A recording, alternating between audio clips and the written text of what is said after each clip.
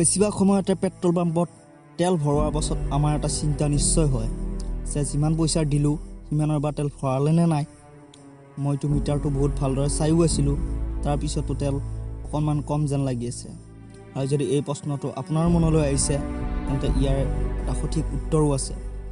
এতিয়াৰে পৰা যেতিয়াই আপুনি পেট্ৰল পাম্পত তেল ভৰাব তেন্তে কেতিয়াও 100 টকা, 1000 টকা, 1 লিটাৰ, 5 লিটাৰ বা 10 লিটাৰ বা ফুল টেংক এনেকুৱা নম্বৰত যিবোৰ অনুমানযোগ্য এইবোৰত নভৰাব, কাৰণ এনেকুৱা সংখ্যাবোৰত মেচিনটো ফিক্স কৰি থ'ব পাৰে।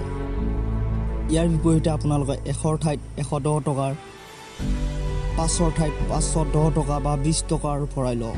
1 লিটাৰৰ ঠাইত 1.25, 10 লিটাৰৰ ঠাইত 12 বা 13 লিটাৰ। সদ্যহতে তেওঁলোকে এনেকুৱা নকৰে।